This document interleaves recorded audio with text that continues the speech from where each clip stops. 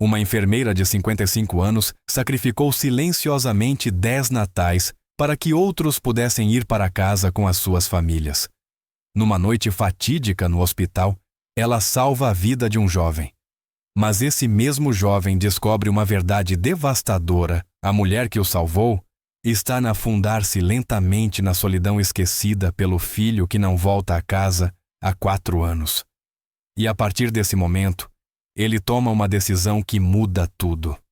O que acontece depois pode muito bem partir o seu coração.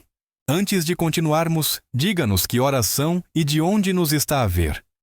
Subscreva e anime-se, porque amanhã tenho algo muito especial para si.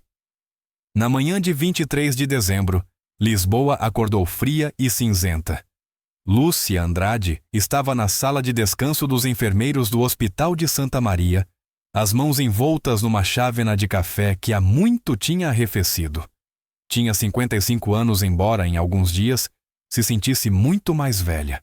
O seu cabelo escuro entremeado de prata, que há muito deixara de tentar esconder, estava preso no mesmo coque impecável que usava há décadas. Tudo em Lúcia Andrade era preciso profissional organizado. Tudo exceto o cansaço nos olhos. Lúcia. Ela virou-se e encontrou Sara Matos à porta. 26 anos, mãos nervosas que se entrelaçavam. Sara trabalhava no Santa Maria há apenas 8 meses, ainda nova o suficiente para que os feriados fossem sagrados. O que foi, querida Lúcia? Pousou o café e sorriu de forma calorosa e maternal, sem revelar nada. Sara deu um passo em frente, a culpa escrita no rosto. Tenho um pedido enorme para lhe fazer, e sei que o timing é péssimo. Mas a família do meu marido está toda no norte, e este é o nosso primeiro Natal como casal, e a avó dele tem 93 anos. Precisas de alguém que faça o teu turno na véspera de Natal, completou Lúcia suavemente.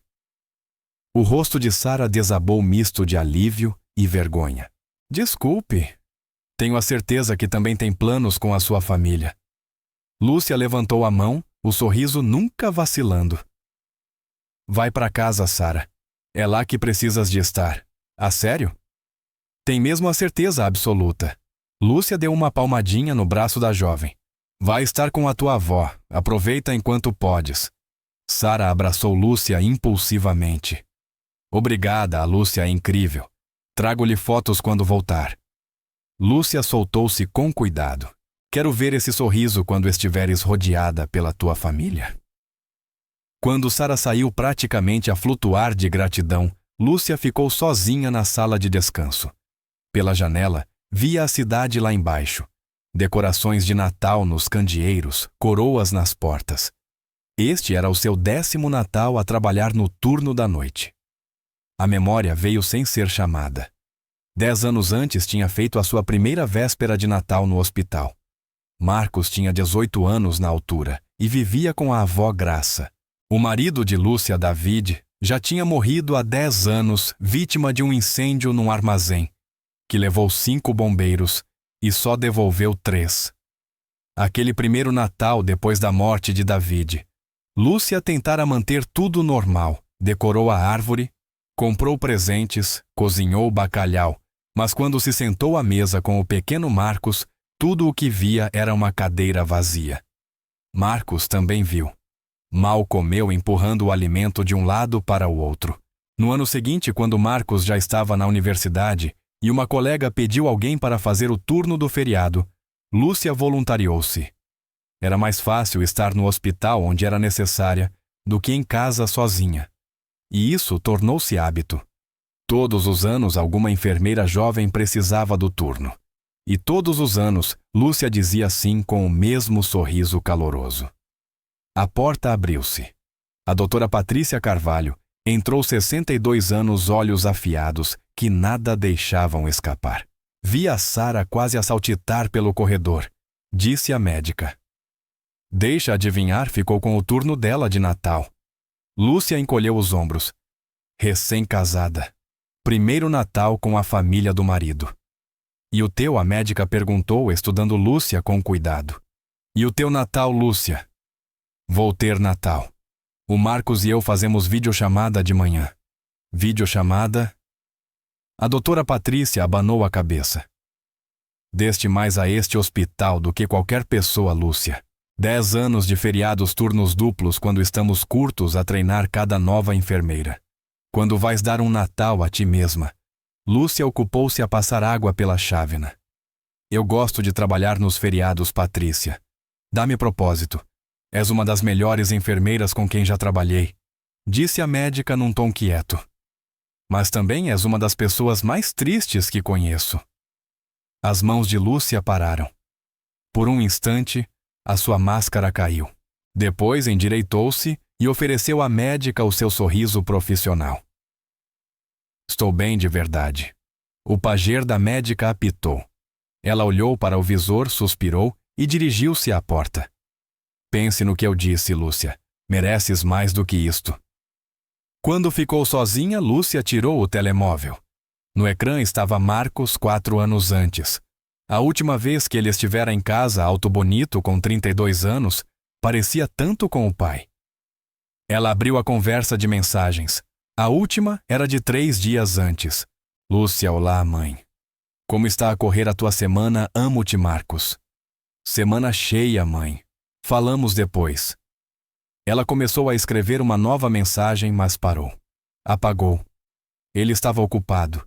Não precisava da mãe a incomodá-lo. Em vez disso, percorreu fotografias antigas. Marcos aos 8 anos com dentes separados, segurando o troféu da feira de ciências. Marcos aos 13, desconfortável no seu primeiro fato no funeral do pai. Marcos aos 18, chorando de alegria ao receber a carta de aceitação da universidade. Marcos aos 22, no dia da formatura.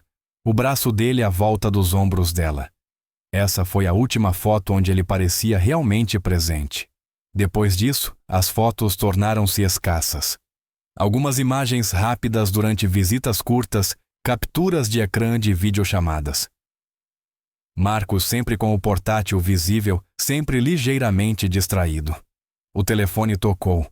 O nome de Marcos apareceu no ecrã. O coração de Lúcia saltou. Marcos. Olá, querido. Olá, mãe. A voz dele soava cansada. Ela conseguia ouvir teclas a serem pressionadas. Desculpa não ter ligado antes. Tem sido uma loucura no trabalho. Eu entendo, meu amor. Como estás? Estás a comer bem? Estou bem, mãe. Ouve. Não posso falar muito, mas... Ele fez uma pausa. Não vou conseguir ir à casa no Natal. Ela fechou os olhos. Claro que não ia. Não vinha há 4 anos. Porque seria diferente agora, ó. Disse ela suavemente. Há um projeto enorme com prazo no dia 26. A equipa toda vai trabalhar durante o feriado. Isto pode ser muito importante para a minha carreira, mãe. Nível de promoção mesmo. Eu entendo. A voz dela permaneceu estável, mesmo quando algo dentro dela se partiu mais um pouco. O teu trabalho é importante, Marcos. Tenho muito orgulho no que estás a fazer. Tens a certeza que estás bem com isso. O alívio inundou a voz dele como se tivesse esperado que ela discordasse.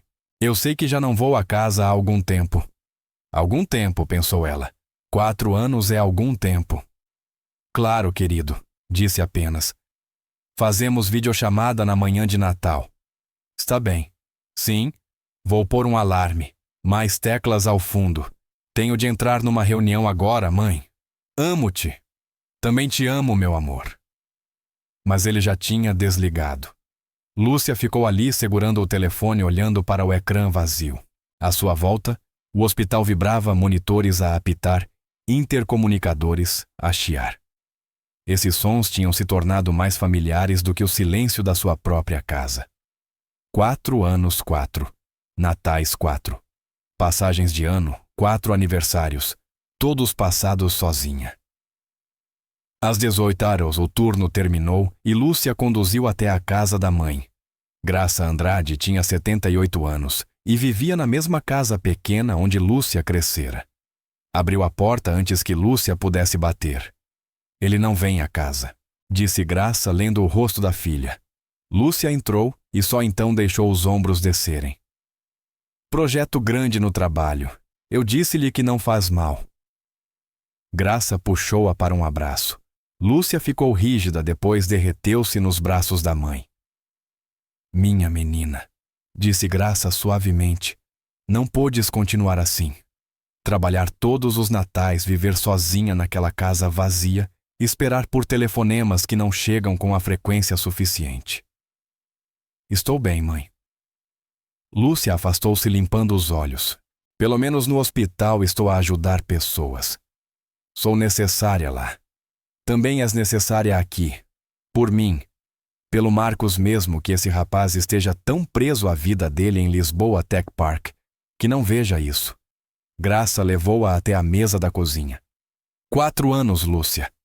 4 anos desde que ele veio à casa. Quando é que vais dizer-lhe a verdade? Que está sozinha, que tem saudades. Eu não posso fazer isso com ele. Ele está finalmente a viver o sonho dele, a ganhar bem, a fazer um trabalho que importa. Eu não vou ser a mãe que o faz sentir-se culpado por não vir à casa. Não é culpa minha, filha. É amor. Há diferença. Lúcia olhou para as mãos gastas. O David dizia sempre que amar é deixar ir, deixar o Marcos voar. O David também dizia: amar é aparecer, é estar presente. Lembrou Graça, apertando a mão da filha. O teu marido não ia querer ver-te assim, minha querida. A trabalhar até cair, a voltar todas as noites para uma casa vazia, a fingir que estás bem quando estás a desmoronar por dentro. Ficaram em silêncio. Lá fora, as luzes de Natal brilhavam alegremente. Cá dentro, Lúcia sentia a tristeza pousar nos ombros como um peso inevitável. Eu devia ir, disse ela finalmente. Amanhã é um dia longo e tenho de me preparar para o turno da véspera de Natal. Graça segurou-lhe a mão na porta. Promete-me uma coisa. O quê, mãe? Promete-me que vais começar a viver a tua vida, não apenas a existir. Viver, Lúcia. Lúcia beijou a face da mãe. Eu prometo que vou tentar. Mas ambas sabiam que era mentira. Em casa, a casa de Lúcia estava escura e silenciosa. Ela destrancou a porta e entrou na quietude fria. A sala tinha móveis que mal eram usados. A mesa de jantar não recebia uma refeição há meses. Subiu as escadas e abriu o roupeiro. Na prateleira de cima estava uma caixa com um camisola de Natal dentro, vermelha e verde, com uma rena ridícula na frente. Marcos tinha-lhe dado há 14 anos quando tinha 18, pouco antes de ir para a universidade. Assim tens algo festivo para vestir, dissera ele sorrindo. Ela nunca a usara. As etiquetas ainda estavam lá. Lúcia passou os dedos pelo tecido macio, lembrando-se do rosto jovem e cheio de esperança de Marcos. Esse rapaz parecia alguém de outra vida. Voltou a colocar a caixa e vestiu o pijama. No dia seguinte, trabalharia o turno normal. Na véspera de Natal, trabalharia toda a noite enquanto todos os outros iam para casa com as suas famílias. E na manhã de Natal, faria uma videochamada com Marcos durante talvez 10 minutos. E sorriria por tudo isso porque era isso que ela fazia. Lúcia apagou a luz e deitou-se no escuro ouvindo o silêncio. O aquecimento ligou-se. Um carro passou lá fora. O frigorífico fez um leve zumbido. Ela fechou os olhos e pensou no hospital onde pelo menos o silêncio tinha propósito, onde pelo menos era necessária, onde pelo menos não se sentia tão completa e devastadoramente sozinha. A véspera de Natal chegou com neve. Às 21h, uma camada fina e branca cobria as ruas de Lisboa, transformando a cidade em algo quase mágico. Dentro do serviço de urgência do Hospital de Santa Maria, Lúcia Andrade estava no posto de enfermagem vendo os flocos passarem pela janela. O serviço estava calmo, incomumente calmo para um feriado. A maioria das pessoas estava em casa com as suas famílias reunidas à volta de mesas de jantar e árvores de Natal. A equipa reduzida daquela noite, Lúcia, a doutora Patrícia Carvalho, 2 outras enfermeiras e um interno estava agradecida por essa paz. Lúcia, superaste-te outra vez. Tomás Barros, o segurança da noite, estava à porta com um prato cheio de comida. Tinha 45 anos, corpulento como um defesa central, olhos bondosos e um sorriso capaz de iluminar uma sala. Lúcia tinha trazido um verdadeiro banquete bacalhau, assado arroz no forno, feijão verde, pão fresco e até rabanadas. Estava tudo na mesa da sala de descanso, parecia um festim. Fizeste comida para 20 pessoas, disse Tomás, abanando a cabeça. Somos só 5 aqui. Lúcia sorriu, mas o sorriso não chegou aos olhos. Velho hábito. Eu costumava cozinhar para 3. A expressão de Tomás suavizou. Ele trabalhava no Santa Maria há tempo suficiente para conhecer a história de Lúcia. Está delicioso. Obrigado. Depois que ele saiu, Lúcia ficou sozinha no posto. Tinha passado a tarde a cozinhar como fazia quando David e Marcos estavam em casa. Memória muscular, supôs ela. As mãos ainda sabiam o que fazer, mesmo quando o coração já não lembrava o porquê. Ela olhou para o telemóvel. 21h15. Marcos tinha prometido fazer videochamada de manhã, mas ela tinha lhe enviado uma mensagem de feliz véspera de Natal há 3 horas. Ainda sem resposta. A doutora Patrícia saiu da sala de descanso limpando as mãos com um guardanapo. Esse bacalhau estava perfeito, Lúcia. Devias abrir um restaurante. Talvez na reforma, respondeu Lúcia leve. Falando nisso, a linha de emergência tocou, interrompendo-a. Lúcia atendeu. Urgência do Hospital de Santa Maria, enfermeira Andrade a falar. Temos um acidente grave na A1, a voz do operador estalava. Viatura única, impacto a alta velocidade. Homem final dos 20 em estado crítico. ETA 4 minutos. O treino de Lúcia entrou imediatamente em ação. Estamos prontos. Qual é o estado dele inconsciente? Traumatismo craniano significativo. Suspeita de hemorragia interna. Sinais vitais a cair. Lúcia desligou e acionou o intercomunicador. Toda a equipa de emergência para a sala de trauma 1.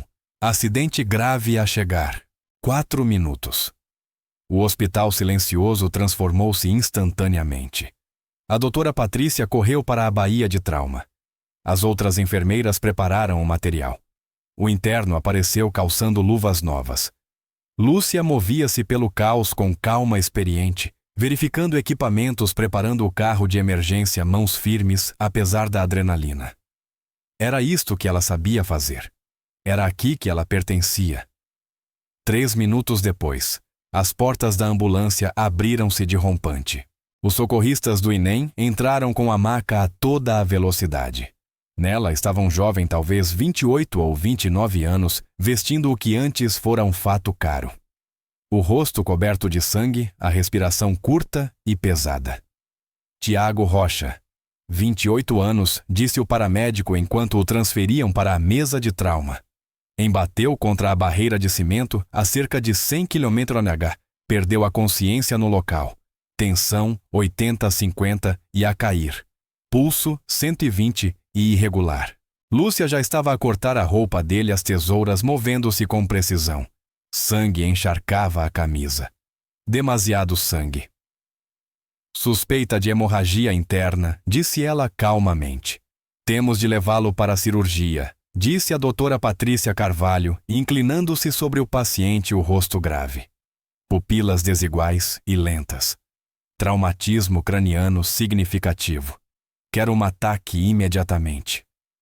Não temos tempo, disse o interno olhando para os monitores, as pressões a descerem rápido demais. Lúcia olhou para o rosto do jovem, mesmo coberto de sangue e hematomas. Conseguia ver que tinha sido bonito, filho de alguém, talvez marido de alguém, certamente alguém que importava profundamente para alguém. Na maca ao lado, os seus pertences estavam num saco transparente, uma carteira, um telemóvel com o ecrã partido. O fundo de ecrã era visível. Uma fotografia de família. Um casal mais velho com os braços à volta daquele jovem. Os 3 sorrindo numa praia quente e ensolarada. Alguém estava à espera que ele voltasse para casa. Vamos, gritou a doutora Patrícia. Os 45 minutos seguintes tornaram-se um borrão de caos organizado. Levaram Tiago às pressas para o bloco operatório. A doutora Patrícia operava, enquanto Lúcia assistia as mãos movendo-se com a certeza de 3 décadas de experiência. Os danos eram extensos. Baço rompido, fígado lacerado, várias costelas partidas e o traumatismo craniano, inchaço significativo que fazia toda a equipa trocar olhares preocupados. 20 minutos após o início da cirurgia, os monitores começaram a gritar. Ele está a entrar em paragem, gritou o interno. Fibrilhação, chamou Lúcia já a alcançar as pás do desfibrilhador. O coração do Tiago parou, disse a médica a voz tensa. Carregar a 200. Clear, Lúcia recuou. O corpo do jovem estremeceu com a descarga elétrica. Nada. Outra vez ordenou a médica carregar a 300. Clear, outra descarga. Ainda nada. O monitor mostrou uma linha reta, aquele som contínuo e terrível que significava morte. Maldição, murmurou a doutora Patrícia. Ela olhou para o relógio na parede preparando-se para declarar o óbito. Não. A voz de Lúcia foi baixa, mas firme. A médica olhou para ela. Lúcia! Não no meu turno. Lúcia aproximou-se da mesa e colocou as mãos no peito de Tiago. Não na véspera de Natal. Começou a massagem cardíaca, pressionando com força e rapidez, contando mentalmente. O suor escorria-lhe pela testa. Os braços queimavam, mas ela não parava. Lúcia, já passaram 3 minutos, disse a médica suavemente. Lúcia continuou. Empurra, empurra, empurra. 30 compressões. O mundo dela reduziu-se àquilo. Manter o sangue a circular, manter o cérebro daquele jovem vivo, recusar deixá-lo morrer na véspera de Natal, enquanto a sua família esperava augures por ele. Lúcia, basta, disse a médica. Mais 1 minuto, arfou Lúcia. Os braços tremiam, o corpo todo estremecia com o esforço. Por favor. Só mais 1 minuto. A doutora Patrícia acenou. Lúcia continuou a visão turva. As mãos doíam, mas na mente via o fundo de ecrã do telemóvel, a família na praia sorrindo. Via o rosto do seu próprio filho. Via cada Natal que tinha trabalhado, cada paciente por quem tinha lutado, cada razão que a tinha levado a escolher esta vida de serviço. Hoje não, sussurrou ela. Hoje não. E então, um sinal no monitor. Depois outro. Temos ritmo, gritou o interno. O monitor começou a apitar de forma estável. O coração de Tiago estava a bater novamente. Lúcia recuou, quase a cair. A doutora Patrícia segurou-lhe o braço. Conseguiste? Disse a médica baixinho. Trouxeste-o de volta. Lúcia olhou para o jovem na mesa, agora estável, agora vivo. Lágrimas escorriam-lhe pelo rosto. Terminam a cirurgia, conseguiu dizer. Eu vou lá para fora. Ela cambaleou para fora do bloco operatório e para o corredor, as pernas mal a aguentarem. Encostou-se à parede e deslizou até ao chão, as batas encharcadas de suor e sangue. À sua volta, o hospital continuava no ritmo da véspera de Natal. Um telefone tocou ao longe. Alguém riu numa sala distante. O intercomunicador crepitou com anúncios de rotina. Lúcia sentou-se ali trêmula e chorou. Chorou por Tiago Rocha, que quase morrera naquela noite. Chorou pela família dele, que nem sequer sabia quão perto estivera de perdê-lo. Chorou por cada paciente que salvou e por cada um que não conseguiu salvar. Chorou por David, que morrera a salvar outros. Chorou por Marcos, que ainda não lhe respondera a mensagem. E chorou por si mesma por 21 anos de vésperas de Natal, passadas em hospitais em vez de casas, por uma vida dedicada ao serviço que a deixara tão vazia, por amar tanto e não ter onde colocar todo esse amor. 10 minutos depois, a doutora Patrícia encontrou-a. A cirurgiã sentou-se ao lado de Lúcia sem dizer palavra, apenas colocou uma garrafa de água na mão dela. Ele está estável, disse a médica. A cirurgia correu bem. Ele vai viver. Lúcia acenou, bebendo um gole trêmulo de água. Sabes que o que fizeste lá dentro foi extraordinário, não sabes? Continuou a médica. A maioria teria parado. Eu própria estava prestes a parar. Eu não podia deixá-lo morrer, disse Lúcia simplesmente. Alguém está à espera dele. Alguém precisa que ele volte para casa. disse Lúcia. A doutora Patrícia olhou para ela por um longo momento. E quem está à tua espera, Lúcia? Quem precisa que tu voltes para casa? Lúcia não respondeu. Não conseguia. As duas ficaram em silêncio, até as mãos de Lúcia deixarem de tremer. Depois ela levantou-se, lavou o rosto na casa de banho, vestiu batas limpas e voltou ao trabalho porque era isso que ela fazia. À meia-noite, Tiago Rocha tinha sido transferido para a UCI. Lúcia já o tinha verificado 2 vezes, garantindo que os sinais vitais estavam estáveis, ajustando o soro, alisando as mantas com mãos gentis. Agora ela estava ao lado da cama dele, o quarto escuro, exceto pelo brilho dos monitores. Pela janela, a neve continuava a cair, cobrindo Lisboa de branco.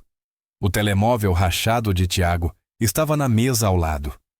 Lúcia olhou para ele e viu novamente a foto da família. Aquele momento feliz, congelado no tempo. A tua família precisa de ti, sussurrou ela ao homem inconsciente. Por isso luta, filho. Estás a ouvir, luta.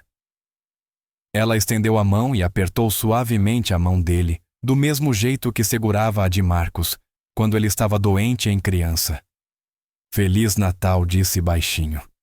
Depois virou-se e caminhou de volta para o posto de enfermagem, onde a noite se estendia à sua frente longa, solitária, e exatamente igual a todas as outras vésperas de Natal dos últimos 21 anos. O telemóvel dela vibrou. Finalmente uma mensagem de Marcos. Feliz Natal, mãe. Amo-te. Falamos amanhã. Lúcia ficou a olhar para a mensagem. 7 palavras. Depois de esperar o dia todo 7 palavras. Ela escreveu: Feliz Natal, querido. Amo-te tanto. Tenho tanto orgulho de ti. Mas não enviou. Emoção demais, necessidade demais. Apagou e escreveu: Feliz Natal, meu amor. Amo-te. Enviou, guardou o telemóvel e voltou a olhar para a neve lá fora. Em algum lugar daquele hospital, Tiago Rocha estava vivo porque ela se recusara a desistir dele. Isso tinha de valer alguma coisa. Tinha de ser suficiente. Tinha de ser. A manhã de Natal chegou com uma luz pálida de inverno entrando pelas janelas da UCI. Lúcia tinha ficado no hospital toda a noite dormindo breves minutos entre as rondas. A 7 riu, estava diante do quarto de Tiago, observando-o pelo vidro. Ele sobrevivera à noite, sinais vitais estáveis, respiração tranquila, mas ainda inconsciente. Ela verificou o telemóvel. 7h05. Marcos prometera ligar às 7. Ela esperou. 7h15. 7h30. Às 7h42, o telemóvel finalmente tocou. Marcos, meu amor. Feliz Natal. O rosto do filho apareceu no ecrã, cabelo despenteado, olhos ainda pesados de sono. Olá, mãe. Feliz Natal. Desculpa, adormeci demais. Está tudo bem, querido. Estou tão feliz por ver a tua cara. Como está o teu Natal? Trabalhaste ontem, trabalhei.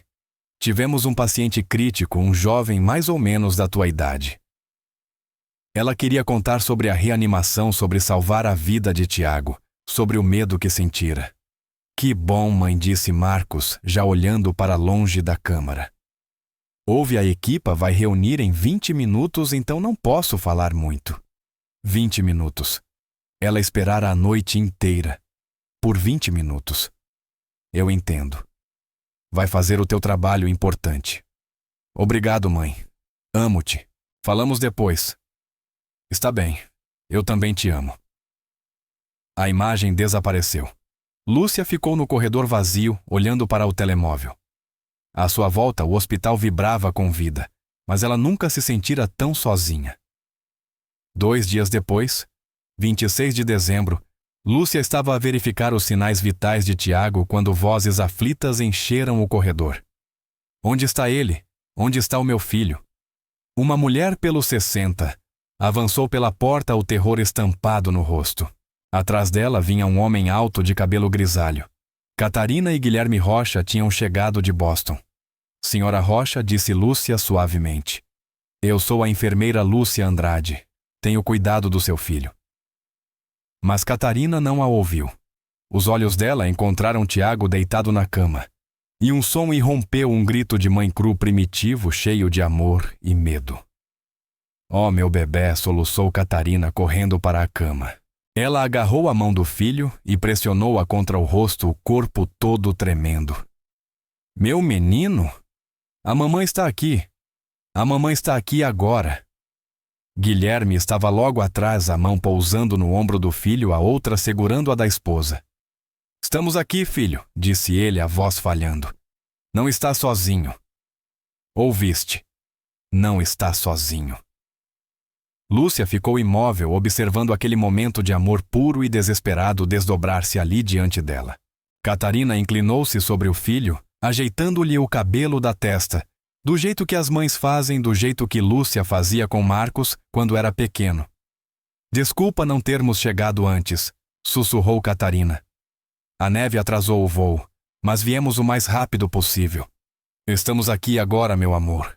Estamos bem aqui.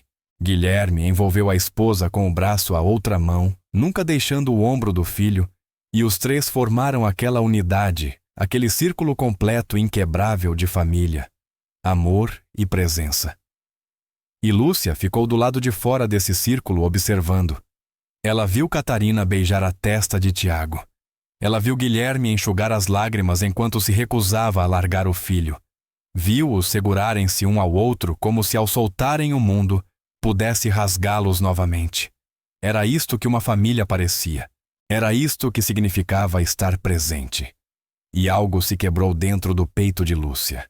Algo cru, doloroso e desesperadamente solitário. Senhora Rocha? Lúcia finalmente encontrou a voz. Estou tão feliz que tenham chegado. Catarina levantou o rosto e ele estava transformado por alívio e gratidão. Ela levantou-se e puxou Lúcia para um abraço tão apertado que até doeu. Salvou-o, disse Catarina contra o ombro de Lúcia, a voz embargada. Disseram-me que o coração dele parou. Disseram-me que foi a senhora que o trouxe de volta. Salvou a vida do meu menino. Lúcia ficou ali nos braços de uma desconhecida e sentiu algo que não sentia há tanto tempo, ser necessária ser abraçada, ser importante para alguém. Só estou feliz por ele estar bem, conseguiu dizer Lúcia. Estou tão feliz que estejam aqui. Guilherme aproximou-se e tomou também a mão de Lúcia. Devemos-lhe tudo. Tudo. Lúcia libertou a mão com delicadeza. Não me devem nada. Apenas fiquem com ele. Ele precisa de vocês. Ela saiu do quarto rapidamente antes que vissem o seu rosto desmoronar-se. No corredor, Lúcia encostou as costas à parede e fechou os olhos. As mãos tremiam. O peito apertava. Ela deveria estar feliz. Salvara uma vida. Reunira uma família. Então, por que é que doía tanto? Obrigou-se a olhar novamente pela janela do quarto de Tiago. Catarina tinha puxado a cadeira até encostá-la à cama e segurava ambas as mãos do filho, falando com ele suavemente. Guilherme estava atrás dela, uma mão no ombro da esposa e a outra sobre o braço do filho. Tocavam nele o tempo todo como se precisassem de garantir a si próprios que ele era real, que estava vivo, que ainda era deles uma família completa e inteira, ferozmente devotada uns aos outros. E Lúcia pensou na sua casa vazia. Pensou em jantar sozinha todas as noites.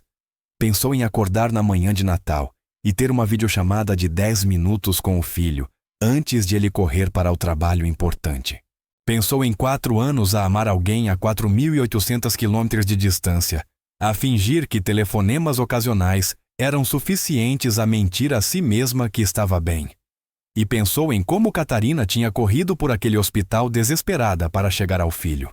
Como Guilherme largara tudo para estar ali. Como os dois simplesmente apareceram. Sem desculpas. Sem estou ocupado demais. Sem talvez da próxima vez. Apenas presença. Apenas amor. Apenas estar lá. Quando foi a última vez que alguém apareceu assim por Lúcia Sara, encontrou-a ali parada olhando através do vidro. Lúcia? Estás bem, Lúcia? Limpou rapidamente os olhos. Estou bem, querida. Mas Sara tinha visto. Aproximou-se e puxou Lúcia para um abraço. E aquela pequena gentileza foi o que finalmente quebrou Lúcia por completo. Ela ficou ali nos braços de Sara e chorou. Chorou de verdade pela primeira vez em anos. Desculpa, soluçou Lúcia. Desculpa? Shh, disse Sara. Não tens de pedir desculpa. Não tens de ser forte o tempo todo. Mas Lúcia tinha. Porque se não fosse forte e se deixasse sentir tudo aquilo, não sabia se conseguiria continuar. Naquela noite, o turno de Lúcia finalmente terminou. Ela caminhou até ao carro e sentou-se no banco do condutor, incapaz de girar a chave. Ir para casa significava entrar naquele silêncio. Pegou no telemóvel e olhou para a última mensagem de Marcos. Era isso que a relação deles tinha se tornado. Lúcia começou a digitar. Tenho tantas saudades tuas. Por favor, vem para casa. O dedo pairou sobre enviar. Depois apagou e escreveu. Espero que a tua semana esteja a correr bem. Amo-te. Enviou, ligou o carro e conduziu para casa para a sua casa vazia. Lá dentro, o silêncio envolveu-a. Lúcia ficou na sala perguntando-se quantos anos mais poderia viver assim. O telemóvel vibrou. Mensagem de Marcos. Também mãe. 3 palavras. Lúcia sentou-se no sofá na escuridão e permitiu-se admitir a verdade. Estava a morrer por dentro. Não fisicamente, mas em tudo o que realmente importava. E ninguém percebia. Nem o próprio filho. Nas 3 semanas seguintes, Tiago recuperou lentamente no hospital de Santa Maria. Acordou no dia 27 de dezembro, grogue, confuso, mas vivo. Os pais nunca saíram do lado dele. Lúcia observava-os através do vidro dia após dia, enquanto criavam uma bolha de amor em torno do filho. Catarina dormia na cadeira ao lado da cama. Guilherme trazia café-roupas limpas, segurava-lhe a mão nos momentos de medo. Liam-lhe histórias, colocavam música, falavam com ele mesmo quando estava demasiado fraco para responder. E todas as vezes que Lúcia entrava naquele quarto para verificar sinais vitais ou ajustar medicação, ela sentia aquilo. O mesmo aperto agudo.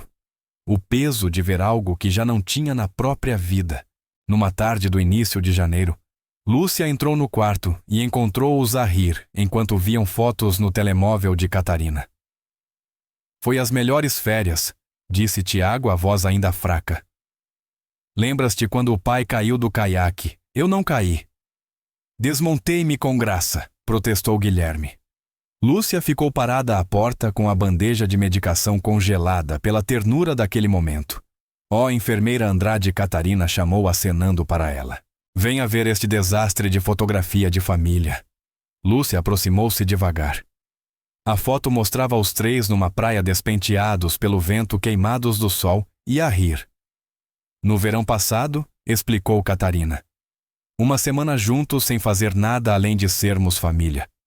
Parecem muito felizes, disse Lúcia suavemente. Somos Catarina. Apertou a mão de Tiago sem sequer perceber aquele gesto instintivo de ligação. Estes momentos são tudo. Lúcia pediu licença rapidamente antes que percebessem o que se passava no seu rosto. Porque a última foto que tinha com Marcos era de 4 anos atrás, e eles não estavam a rir. Nos dias que se seguiram, Tiago começou a observar Lúcia com mais atenção. Viu como ela se iluminava sempre que o telemóvel vibrava, e como logo tentava esconder a desilusão. Viu-a almoçar sozinha, a olhar fixamente para algo no ecrã. Viu como se oferecia para todos os turnos extra como se não tivesse outro lugar onde estar. Ele perguntou a outras enfermeiras sobre ela. Todas disseram a mesma coisa: Lúcia era o coração daquele lugar. Gentil, dedicada sempre a assumir os turnos de feriado, para que as enfermeiras mais jovens pudessem estar com as suas famílias. Ela trabalhou todos os natais durante 21 anos, contou Sara. Todos. Nunca se queixa. Nunca pede nada em troca. Ela tem família? Perguntou Tiago. O rosto de Sara entristeceu. Um filho? Na Califórnia. Mas nunca o vemos. Ela não fala muito sobre isso, mas... E deixou a frase morrer, mas a tristeza dizia tudo.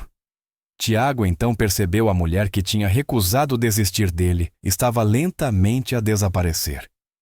No final de janeiro, Tiago estava forte o suficiente para ter alta, mas com ordens rigorosas, nada de viagens por 6 semanas, fisioterapia 3 vezes por semana, repouso total. Os pais alugaram um apartamento mobilado nas proximidades para o acompanhar durante a recuperação. No seu último dia no hospital, Tiago pediu o endereço de Lúcia. Ela resistiu. Não precisas agradecer-me, Tiago. Eu preciso tentar, disse ele com uma seriedade que não permitia recusa. Por favor. Ela finalmente escreveu o endereço sem imaginar o que viria depois. 3 semanas depois, 20 de fevereiro, Tiago sentiu-se forte o suficiente para uma pequena viagem de carro. Pediu à mãe que o levasse até a morada de Lúcia. Tens a certeza de que consegues? Perguntou Catarina preocupada. Tenho de conseguir. Quando Lúcia abriu a porta e encontrou Tiago no alpendre movendo-se com cuidado, e Catarina ao lado dele ficou boquiaberta. Tiago, devias estar a descansar. Eu precisava agradecer-lhe como deve ser, disse ele fazendo um gesto em direção à mãe. Nós dois precisávamos. Lúcia levou-os imediatamente para dentro, ajeitou almofadas para apoiar as costelas ainda frágeis de Tiago, trouxe chá e sentou-os no sofá. Só então Tiago olhou em volta. A casa estava limpa, mas vazia. Móveis pouco usados. Uma mesa de jantar com uma fina camada de pó. Tudo no lugar, mas nada que mostrasse que alguém realmente vivia ali. Os olhos dele pousaram numa pequena prateleira memorial, a foto de Daniel no uniforme de bombeiro, a bandeira dobrada, e a foto de Marcos na formatura.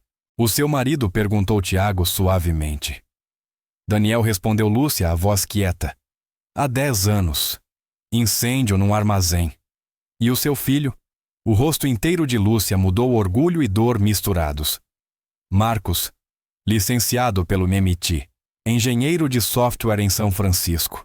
O orgulho era real, mas a dor por baixo dele também. Catarina sentou-se mais perto de Tiago, pousando a mão no ombro dele, aquele toque inconsciente de todas as mães.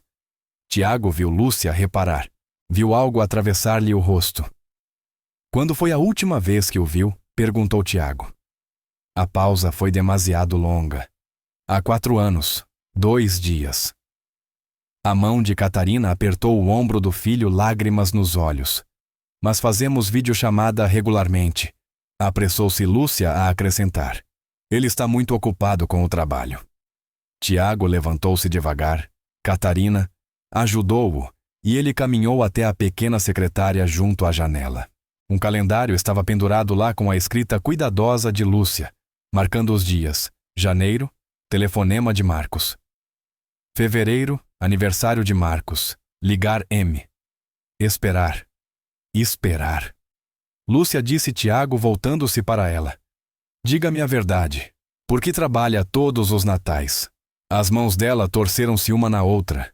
Durante muito tempo ficou em silêncio. Depois a verdade saiu baixa e crua. Depois que Daniel morreu, o Natal tornou-se impossível. Marcos tinha 8 anos. Tentei manter tudo normal, mas só conseguia ver a cadeira vazia. A voz falhou. Então comecei a trabalhar nos feriados. Disse a mim mesma que estava a ajudar os outros, mas na verdade estava apenas a fugir da solidão. Uma lágrima deslizou pela sua face. Quando Marcos foi para a universidade, a casa ficou tão silenciosa. Depois ele aceitou o emprego em São Francisco e de repente tinha desaparecido. Desaparecido de verdade. Lúcia olhou para a fotografia do filho. Ele visitava às vezes no início, mas foi ficando cada vez mais difícil. O trabalho tornou-se maior, mais exigente. E eu continuava a dizer que entendia, que tinha orgulho, que a carreira dele era importante. Mas não estavas bem, disse Tiago suavemente. Não a palavra quebrou-se nela. Eu como todas as refeições sozinha. Falo com a fotografia dele. Às vezes ligo para o voicemail só para ouvir a voz dele. Cobriu o rosto com as mãos. Que tipo de mãe não consegue sobreviver sem o próprio filho? O tipo que ama, disse Catarina, aproximando-se para se sentar ao lado de Lúcia. O tipo que sacrificou tudo. e esqueceu-se de guardar alguma coisa para si mesma. O Marcos sabe? Perguntou Tiago. Ele sabe o quão sozinha estás. Lúcia abanou a cabeça. Não posso dizer-lhe isso. Ele sentir-se-ia culpado. Não posso destruir o que ele construiu. Ou disse Tiago cuidadosamente. Talvez ele precise saber antes que seja tarde demais.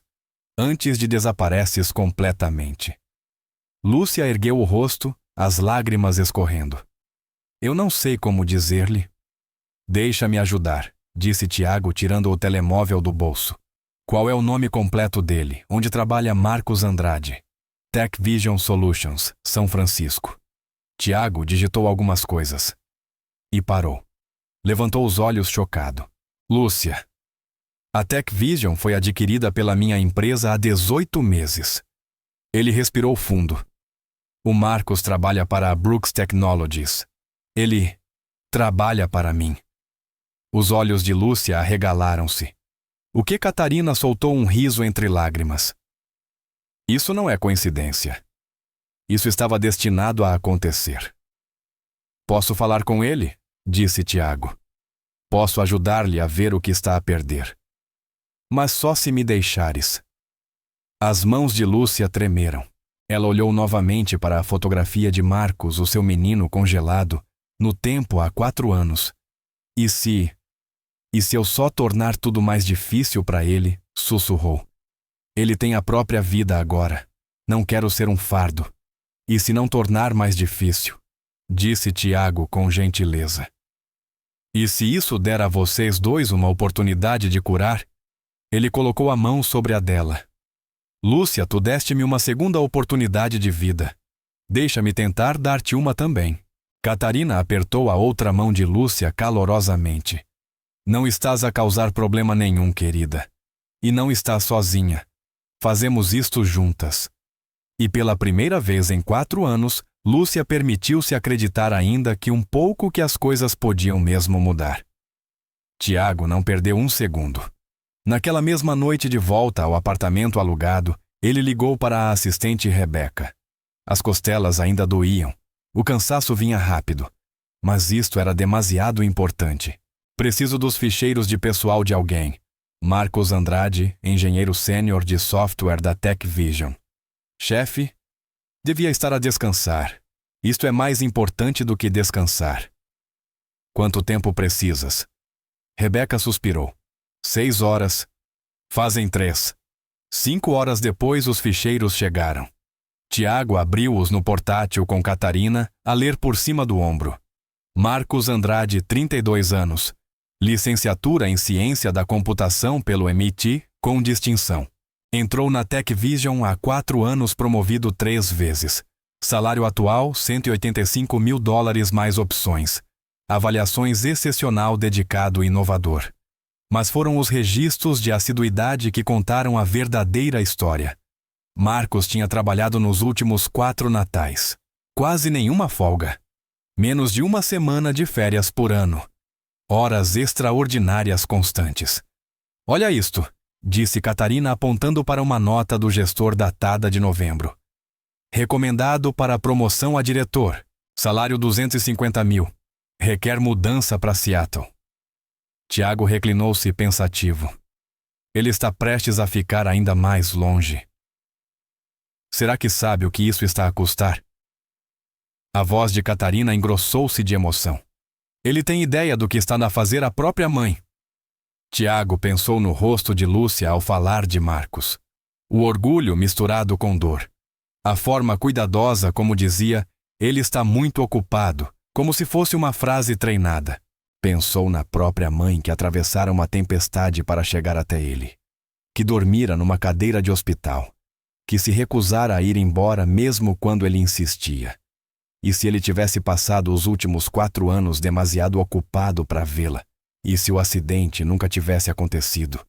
E ele simplesmente tivesse continuado a subir e a subir, até olhar para trás um dia e descobrir que ela se fora. Preciso ir a São Francisco, disse Tiago. De maneira nenhuma, disse Catarina firme. O médico proibiu viagens por 6 semanas. Tu estás apenas 3 semanas pós-alta. Mãe, não. Eu não passei noites ao teu lado a ver-te lutar pela vida para agora te ver estragar a tua recuperação. Cruzou os braços. Se precisas falar com o Marcos, trazemos ele aqui. Tiago ia argumentar, mas calou-se. A mãe tinha razão como sempre. Está bem? Outro plano. Ele abriu o e-mail. Vou marcar uma videochamada. Digo que é sobre uma nova oportunidade de projeto. Vejo como ele fala o que realmente pensa. E depois perguntou Catarina. Depois descubro como acordá-lo. Antes que seja tarde demais. 2 dias depois, o rosto de Marcos Andrade apareceu no ecrã do portátil de Tiago. Ele parecia-se com Lúcia. Os mesmos olhos, a mesma estrutura óssea, mas onde o rosto de Lúcia mostrava ternura e tristeza, Marcos parecia determinado, focado, profissional. Senhor Rocha, é uma honra, disse Marcos. No fundo do vídeo, via-se um apartamento moderno, mobília cara. Espero que a sua recuperação esteja a correr bem. Obrigado, Marcos. Estou a melhorar, respondeu Tiago, estudando-o. Queria falar consigo sobre possíveis oportunidades dentro da Brooks Technologies. O seu trabalho na Tech Vision tem sido excepcional. Marcos iluminou-se. Agradeço muito, senhor. Tenho trabalhado em algumas soluções inovadoras para... Conversaram sobre trabalho durante 20 minutos. Marcos era brilhante, sem dúvida. Apaixonado pelos projetos, articulado na visão, exatamente o tipo de engenheiro que qualquer empresa desejaria. Mas Tiago procurava outra coisa. Fale-me da sua vida fora do trabalho, disse ele casualmente. Família, amigos. Como descontrai? O entusiasmo de Marcos diminuiu ligeiramente. Honestamente, não tenho muito tempo para isso. A indústria tecnológica é rápida. É preciso foco para se manter à frente. Não tenho família por aqui. A minha mãe está em Cleveland, mas mantemos contato. Ela entende como este trabalho é exigente. A forma como ele disse isso, tão casual, tão certo, fez o peito de Tiago apertar. Quando foi a última vez que a viu, Marcos mudou de posição desconfortável. Já passou algum tempo. O trabalho dificulta as viagens, mas eu ligo quando posso. Quando podes, repetiu Tiago. O que é que isso significa? Normalmente a cada 2 semanas, às vezes mais. O tom de Marcos tornou-se defensivo. Envio-lhe dinheiro todos os meses. Garanto que não lhe falta nada. Dinheiro? Tiago manteve a voz neutra. E isso é o que ela precisa. Olhe, agradeço o interesse pela minha vida pessoal. Senhor Rocha, mas... A sua mãe salvou a minha vida. As palavras pairaram no ar. O rosto de Marcos ficou completamente imóvel, depois pálido. O que Tiago contou-lhe tudo. O acidente, a cirurgia, o coração a parar. Lúcia a recusar desistir. 5 minutos de reanimação. A mulher que o trouxe de volta da morte. Marcos ouviu em silêncio, cada vez mais pálido. Eu não sabia, murmurou. Ela não me contou. Por que contaria? Estavas ocupado a trabalhar em projetos importantes. Tiago deixou isso assentar. Quando foi a última vez que tiveste uma conversa real com ela, não uma chamada rápida, uma conversa de verdade? Marcos não respondeu. Eu fui à casa dela, continuou Tiago. Vi como ela vive. Aquela casa vazia, Marcos. A mesa de jantar que não é usada. O calendário onde ela marca os dias à espera que talvez ligues. A forma como ela se ilumina com cada notificação e como tenta disfarçar a desilusão quando não és tu. Isso não é justo, disse Marcos. Mas a voz cedeu. Tu não entendes. A minha mãe sempre quis que eu tivesse sucesso. Cada sacrifício foi para eu ter esta vida. E a vida dela, perguntou Tiago. Enquanto tu tens a tua, o que é que ela tem? Ela tem o trabalho, tem os amigos do hospital. Ela diz-me que está bem. Ela está a mentir. A voz de Tiago tornou-se dura. Ela trabalha todos os natais porque estar no hospital é menos solitário do que estar em casa. Ela come todas as refeições sozinha. Ela fala com a tua fotografia porque é o mais perto que consegue chegar de ti. Marcos levantou-se abruptamente. Acho que esta conversa acabou. A tua mãe está a morrer, Marcos. Não fisicamente, mas em tudo o que realmente importa. Ela está a desaparecer um pouco mais todos os dias. E tu estás demasiado ocupado para perceber. Não tens o direito. Tenho todo o direito. Ela salvou a minha vida. E eu estou a tentar salvar a dela. Tiago inclinou-se para a frente. Quantos anos achas que tens com ela? 20, 30, se tiveres sorte? Quantos desses estás disposto a perder? Eu não posso simplesmente largar tudo. Eu tenho responsabilidades. Para quem? Para a tua empresa, para a tua carreira. Para as tuas stock options. A voz de Tiago suavizou. Marcos, eu quase morri. Eu estive morto. E nesses momentos só pensei na minha família. Não na minha empresa. Não nos meus projetos. Só neles. Marcos sentou-se novamente devagar, enterrando o rosto nas mãos. Tiago respirou fundo. Tenho uma oportunidade para ti. Engenheiro principal da nossa nova divisão Midwest, baseada em Cleveland. Mesmo salário, título melhor. Estarias a construir algo do zero. A responder diretamente para mim. Cleveland, repetiu Marcos. 20 minutos da tua mãe, disse Tiago. Perto o suficiente para jantar com ela. Perto o suficiente para aparecer. Perto o suficiente para deixares de vê-la morrer de solidão enquanto persegues promoções. Eu preciso pensar. Não penses demasiado tempo, disse Tiago, a voz agora baixa. Porque um dia, Marcos, vais receber um telefonema e vais desejar ter voltado para casa quando ainda tinhas tempo. O ecrã ficou negro. Tiago recostou-se exausto. Catarina, que ouvira tudo da outra divisão, entrou e pousou a mão no ombro dele. Achas que resultou? Perguntou. Não sei, suspirou Tiago, mas eu tinha de tentar. 3 dias passaram. Nenhuma notícia de Marcos. Tiago tentou concentrar-se na fisioterapia, na recuperação. Mas a mente voltava sempre para Lúcia. Para aquela casa vazia, para o sorriso cuidadoso, para a forma como ela fingia estar bem. No quarto dia, o telemóvel tocou. Número desconhecido. Aqui é o Tiago.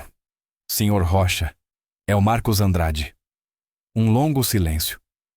Não consigo parar de pensar no que disse sobre a minha mãe. A voz dele tremia.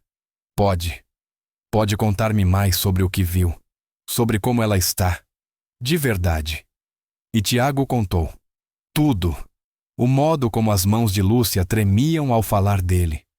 As lágrimas que escondia. Os quartos vazios. Os móveis sem uso.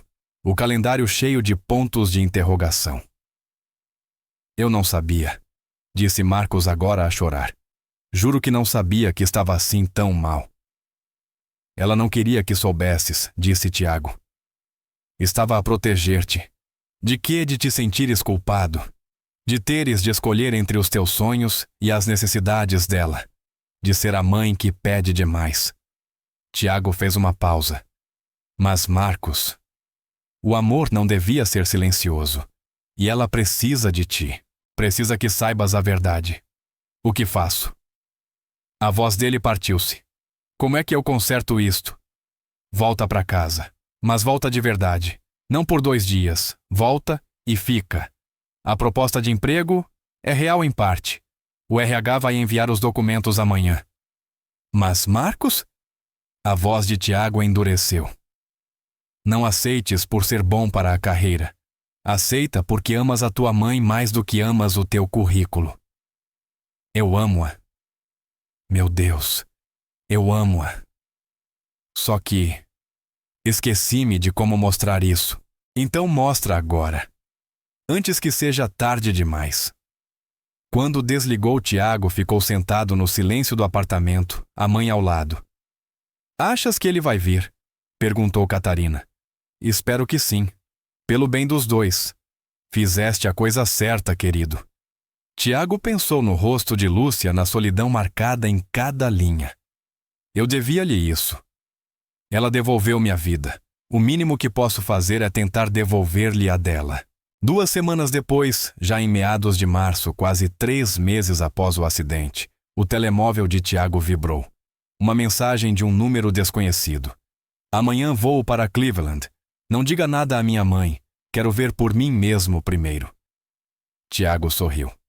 Marcos estava a voltar para casa. Marcos Andrade aterrissou em Cleveland numa tarde cinzenta de março, 3 meses depois do acidente que mudaria a sua vida. Disse ao gestor que precisava de tempo pessoal. Não explicou por quê. Disse à equipa que estaria offline alguns dias. Disse a todos, exceto a única pessoa que importava. A mãe não sabia que ele vinha.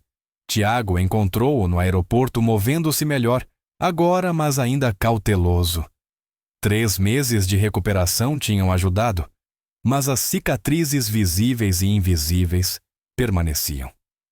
Vieste? Disse Tiago. Marcos parecia exausto. Olheiras profundas, roupa amarrotada, o ar de quem não dormira bem há semanas. Eu precisava ver por mim. Tu podias estar a exagerar? Podias estar a... Não estou, disse Tiago suavemente. Mas entendo. Vamos. Conduziram até ao Hospital Memorial. Marcos ficou em silêncio olhando pela janela para a cidade que deixara para trás. Tudo parecia menor do que lembrava. Ou talvez ele é que estivera ausente demasiado tempo.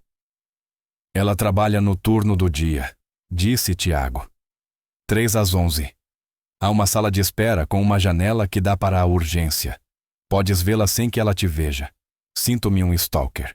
És um filho que precisa entender como a tua ausência realmente se parece. Estacionaram. Marcos ficou no carro imóvel, incapaz de se mexer. E se eu não conseguir aguentar, sussurrou. Então não consegues. Mas pelo menos vai saber a verdade. Tiago abriu a porta. Vamos. Ela precisa que tu vejas isto. Lá dentro, Tiago levou Marcos a uma pequena sala de espera no 2º andar. Paredes de vidro davam para o departamento de emergência. E ali, no centro de tudo, estava Lúcia Andrade. A respiração de Marcos falhou. A mãe parecia velha, muito mais velha do que 4 anos justificavam. O cabelo mais prateado do que preto. Movia-se mais devagar com uma ligeira claudicação que ele nunca notara. As fardas caíam-lhe soltas como se tivesse perdido peso que não podia perder. Mas o rosto ainda tinha aquela mesma calma determinada, enquanto ela passava de paciente a paciente. Só observa, disse Tiago baixinho. É tudo o que precisas fazer. Durante 3 horas, Marcos ficou naquele vidro a ver a mãe trabalhar. Viu-a com um idoso sozinho, sem família. Ela sentou-se ao lado da cama dele, segurou-lhe a mão, falou com ele como se fosse alguém precioso. Quando os exames do idoso voltaram normais, Lúcia ajudou-o a vestir o casaco, certificou-se de que ele tinha o número dela e disse-lhe para ligar se precisasse de qualquer coisa. Depois que o homem saiu, Lúcia ficou parada no corredor por um momento. Marcos viu-a limpar discretamente os olhos antes de seguir para o paciente seguinte. Ele viu-a com uma jovem que estivera num acidente de carro, chorando aterrorizada, chamando pela mãe. Lúcia puxou uma cadeira, sentou-se ao lado dela, acariciou-lhe o cabelo e falou com suavidade. Ela está querida. Eu estou contigo. Está segura. Eu estou aqui. A forma como ela disse aquilo, a doçura, a ternura, era exatamente como ela costumava confortar Marcos quando ele era pequeno. Quantos desconhecidos tinham recebido o carinho materno que deveria ter sido dele? Marcos observou-a no intervalo às 19h30. Lúcia sentou-se pesadamente como se cada osso doesse. Tirou uma sandes triste do saco e ficou a olhar para ela sem comer. Depois pegou no telemóvel. Marcos sentiu o seu próprio telemóvel vibrar no bolso. Ele tirou-o e leu. Olá, querido. Espero que tenhas tido um bom dia. A pensar em ti. Amo-te muito. Mamã. Do outro lado do vidro, Marcos viu a mãe olhar para o telemóvel. Esperar. 1 minuto. 2 minutos. 3. Viu o rosto dela cair quando nenhuma resposta veio. Viu-a apagar algo que tinha começado a escrever. Viu-a guardar o telemóvel e pegar nas sandes novamente. Ela comeu sozinha naquela sala de descanso vazia, rodeada de cadeiras vazias. O rosto dela era uma máscara de contenção prestes a quebrar, e isso estava a partir o coração de Marcos. Sara entrou e sentou-se com ela. Marcos não conseguia ouvir o que diziam, mas viu Sara pegar na mão de Lúcia. Viu os ombros da mãe começarem a tremer. Viu-a chorar tentando esconder, tentando suster-se. Marcos virou-se para longe da janela, a visão a desfocar-se com lágrimas. Eu não consigo, arfou. Não consigo ver isto. Tiago levantou-se e colocou uma mão no ombro dele. Precisas ver. Precisas saber. Ela está tão sozinha. A voz de Marcos quebrou. Meu Deus, ela está tão sozinha. E eu? Eu tenho estado aqui a trabalhar, a perseguir promoções, enquanto ela se desfazia. Ele pressionou as palmas dos olhos, mas as lágrimas não paravam. 4 anos. 4 anos sem a abraçar. 4 anos demasiado ocupado para visitar.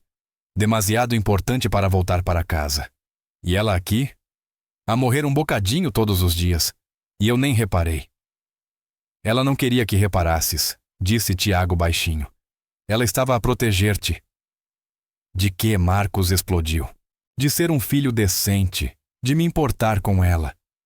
Marcos escorregou pela parede até se sentar no chão. O corpo inteiro a tremer. O que é que eu fiz? Que tipo de pessoa sou eu? Tiago sentou-se ao lado dele. És alguém que se perdeu no caminho. Alguém que esqueceu o que importava. Mas estás aqui agora, Marcos. Isso é o que conta. Será Marcos ergueu o rosto devastado. Isso chega. Como é que eu peço desculpa por 4 anos? Como é que eu explico que estive tão ocupado a construir uma carreira que me esqueci da pessoa que tornou essa carreira possível? Começas por aparecer. De verdade. Não por um fim de semana, não por uma visita rápida. Apareces e ficas. Marcos passou as mãos pelo rosto limpando as lágrimas. A proposta de emprego ainda existe sim, disse Tiago. Mas Marcos, aceita porque queres voltar para casa, não porque te sentes culpado. Eu sinto culpa. Sinto-me doente com isso. Marcos levantou-se devagar. Mas não é por culpa que quero voltar. Quero voltar porque tenho saudades dela. Porque desperdicei 4 anos. E não quero desperdiçar mais um dia. Porque dinheiro, promoções, stock options, nada disso significa nada se eu a perder no processo. Ele olhou novamente através do vidro. Lúcia estava sozinha outra vez revendo fichas, o rosto cansado e triste. Eu preciso vê-la. Agora, tens a certeza o teu aspecto? Não me importa o meu aspecto. Eu preciso da minha mãe. Marcos caminhou pelo corredor até o departamento de emergência, o coração a bater descontrolado, as mãos a tremer. Empurrou as portas duplas. Lúcia estava no posto de enfermagem escrevendo notas num prontuário. Ela levantou os olhos ao ouvir as portas profissional preparada para ajudar quem entrasse. Depois viu-o. A caneta caiu da mão dela batendo no chão. O rosto ficou branco. Marcos. A voz dela era quase um sussurro. Querido, és mesmo tu. Por um momento nenhum dos dois se mexeu. Apenas se entreolharam através do serviço de urgência, mãe e filho separados por 4 anos, 3 metros. E um oceano de mágoas não ditas. Então o rosto de Marcos desmoronou. Mãe! A voz falhou. Mãe, desculpa. Desculpa. Ele correu até ela. Correu mesmo, fechando a distância em segundos, e envolveu-a nos braços, apertando-a, segurando-a como deveria ter feito 4 anos antes. Como deveria ter feito todos os dias. Lúcia ficou imóvel, como se não conseguisse acreditar que aquilo era real. Depois os braços dela ergueram-se e agarraram-no, segurando-o como alguém que se afogava, e finalmente encontrou ar. Estás aqui. Arfou ela contra o peito dele, o corpo inteiro a tremer. Estás mesmo aqui. Estou, mãe. Estou aqui. Marcos chorava agora. Chorava de verdade. Anos de emoções reprimidas finalmente libertos. Desculpa. Desculpa tanto, soluçou Marcos. Porque meu amor, Lúcia, afastou-se apenas o suficiente para ver o rosto dele levando as mãos às faces do filho. Estás aqui agora. Isso é tudo o que importa. Não, não é tudo o que importa. A voz de Marcos quebrou. Desculpa por ter ficado longe. Desculpa por estar sempre ocupado demais para te visitar. Desculpa por ter feito te sentir que não eras importante. Desculpa por te deixar tão sozinha enquanto eu corria atrás de coisas que não significam nada. Querido, está tudo bem. Não está. Marcos segurou as mãos dela. Nada disso está bem. Tens estado sozinha. Tens jantado sozinha, trabalhado nos feriados, fingido que estás bem enquanto te desmoronavas. E eu continuei a viver como se tudo fosse normal. Os olhos de Lúcia encheram-se de lágrimas. Estavas a construir o teu futuro. Eu queria isso para ti. Um futuro sem ti. Qual é o sentido disso? Marcos puxou-a de novo para os seus braços. Qual é o sentido de qualquer sucesso se eu te perco no processo? À volta deles, o serviço de urgência tinha ficado completamente silencioso. Enfermeiros, médicos, pacientes, todos tinham parado para ver. Várias pessoas choravam. A doutora Patrícia Reynolds estava parada perto do balcão, lágrimas a escorrer pelo rosto. Sarah tapava a boca com as mãos, soluçando. Tom, o segurança, virou-se para limpar os olhos. Lúcia chorava também. Agora 4 anos de contenção finalmente quebravam. Tenho tantas saudades tuas, sussurrou ela contra o peito do filho. Todos os dias. Eu sei, mãe. Eu sei. E nunca mais vou fazer-te sentir assim. Marcos apertou-a ainda mais. Eu vou voltar para casa. Vou aceitar o emprego aqui. Vou mudar-me de volta para Cleveland. Lúcia afastou-se de repente. O que não, Marcos? A tua carreira não é o que importa. Não comparado contigo. Marcos limpou as lágrimas do rosto dela com os polegares. Passei 4 anos a perseguir as coisas erradas. Pensei que sucesso significava salário, promoções, viver no Vale do Silício. Mas o verdadeiro sucesso é isto: estar aqui contigo, ser teu filho. Tudo o que construí não vale nada se não estivermos juntos. A voz de Marcos tornou-se firme e apaixonada. O Tiago fez-me uma proposta engenheiro principal, mesmo salário, cargo melhor. Vou trabalhar aqui em Cleveland a 20 minutos de ti. E eu vou aceitar. Tens a certeza? Lúcia procurou o rosto dele. Absoluta. Nunca tive tanta certeza de nada na vida. Marcos sorriu entre lágrimas. Eu quero voltar para casa, mãe. Quero jantar contigo. Quero passar os feriados juntos. Quero fazer parte da tua vida outra vez. Oh, meu amor. Lúcia puxou-o para outro abraço, segurando-o como se nunca mais fosse soltá-lo. É tudo o que eu sempre quis. Só tu. Só isto. Eles ficaram ali no meio do serviço de urgência, abraçados. Ambos chorando, ambos. Finalmente deixando cair todas as barreiras que construíram para sobreviver à dor da separação. A doutora Reynolds aproximou-se calmamente. Lúcia vai para casa. O resto da noite é tua. Vai com o teu filho. Lúcia olhou para a supervisora, depois para Marcos. Podemos, claro, mãe. Vamos para casa. Saíram juntos, o braço de Marcos à volta dos ombros dela. E Lúcia segurando o filho como se ele pudesse desaparecer se ela soltasse. No estacionamento, sob as luzes da rua, e com a neve começando a cair, Lúcia parou e olhou para cima para o filho. Não acredito que estás mesmo aqui. Marcos afastou a neve do cabelo dela. Estou aqui. E vou ficar. Ele tocou o rosto dela com ternura. Amo-te, mãe. Devia ter dito mais. Devia ter mostrado mais. Mas vou fazer melhor. Prometo. Lúcia levantou a mão e tocou o rosto do filho, memorizando-o depois de 4 anos de silêncio e distância.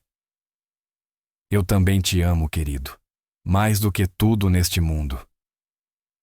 Eles conduziram até a casa de Lúcia Marcos, seguindo num carro alugado. Quando estacionaram na garagem, ele viu que Tiago tinha visto uma casa escura que parecia a definição de solidão. Mas quando Lúcia abriu a porta e acendeu as luzes, quando Marcos entrou pela primeira vez em 4 anos, algo mudou. A casa já não parecia vazia. Parecia um lar à espera de voltar à vida.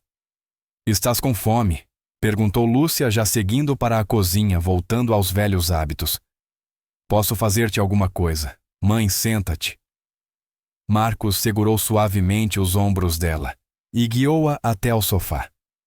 Deixa-me cuidar de ti por uma vez. Por favor. Lúcia sentou-se. E pela primeira vez em 4 anos, deixou que alguém cuidasse dela. Ela observou o filho mover-se pela cozinha, abrir armários, procurar ingredientes, cozinhar algo simples. Ouviu os sons dele ali, o frigorífico a abrir pratos, a bater a voz dele, a cantarolar baixinhos sons pelos quais tinha passado fome durante anos. 20 minutos depois, Marcos trouxe-lhe um prato com ovos e torradas. Sentou-se ao lado dela e comeram juntos em silêncio confortável. Está bom, disse Lúcia suavemente. São só ovos. Não? Lúcia pousou o garfo e olhou para o filho com lágrimas nos olhos. Isto. Tu aqui. Nós a comermos juntos. Não estar sozinha. Isto é bom. Isto é tudo o que me faltava, disse Marcos, pousando o próprio garfo e segurando a mão da mãe. Desculpa ter demorado tanto para perceber o que realmente importa. Estás aqui agora, Lúcia. Apertou a mão dele. Isso é o que importa. Sentaram-se juntos naquele sofá até tarde da noite, conversando sobre tudo e nada. Marcos contou-lhe sobre o trabalho, o apartamento, a vida em São Francisco. Lúcia contou-lhe sobre os pacientes, sobre a Dona Graça, sobre o hospital. Mas na maior parte do tempo, apenas ficaram juntos, preenchendo o silêncio com presença, compensando 4 anos de ausência. Quando Lúcia finalmente foi dormir, Marcos ficou no sofá. Deitou-se na escuridão, ouvindo os sons da casa a acomodar-se, e pensou em como estivera perto de perder tudo aquilo para sempre. Como estivera perto de ser o filho que um dia recebe uma chamada, e depois tem de viver com o arrependimento pelo resto da vida. Mas ele estava ali agora, e nunca mais ia embora. No quarto, Lúcia deitou-se na escuridão e chorou. Mas eram lágrimas diferentes. Lágrimas de alívio, de gratidão, de uma alegria tão profunda que até doía. O filho estava em casa. Depois de 4 anos de solidão, de 4 anos fingindo estar bem, de 4 anos a desaparecer devagar, o filho estava finalmente em casa. E ela podia respirar outra vez. Marcos ficou em Cleveland durante uma semana, e foram os melhores 7 dias que Lúcia vivera em 4 anos. Naquela primeira noite, depois dos ovos e torradas, conversaram até às 2 da manhã. Lúcia contou-lhe sobre pacientes que perdera e salvara. Marcos contou-lhe sobre a pressão no trabalho, como tinha corrido tão depressa que se esquecera de olhar para cima. Eu pensava que se conseguisse alcançar o suficiente. Isso justificaria os teus sacrifícios, disse Marcos em voz baixa. Lúcia pegou-lhe na mão. Querido, deixaste-me orgulhosa quando tinhas 8 anos e tentaste fazer jantar para mim porque eu estava num turno duplo. Quase incendiaste a cozinha. Mas tentaste. Marcos riu-se. Mac and cheese numa taça de metal no micro-ondas. O alarme de fumo tocou durante 20 minutos. Os dois riram e saber que ainda podiam rir juntos parecia um milagre. Durante a semana, Marcos quase não saiu do lado da mãe. Levava-a ao trabalho, ia buscá-la, cozinhava todas as noites. Visitaram Dona Graça juntos. Ela gritou quando o viu e abraçou-o tão forte que ele ficou sem ar. Já estava na hora de voltares, meu menino, disse ela entre lágrimas.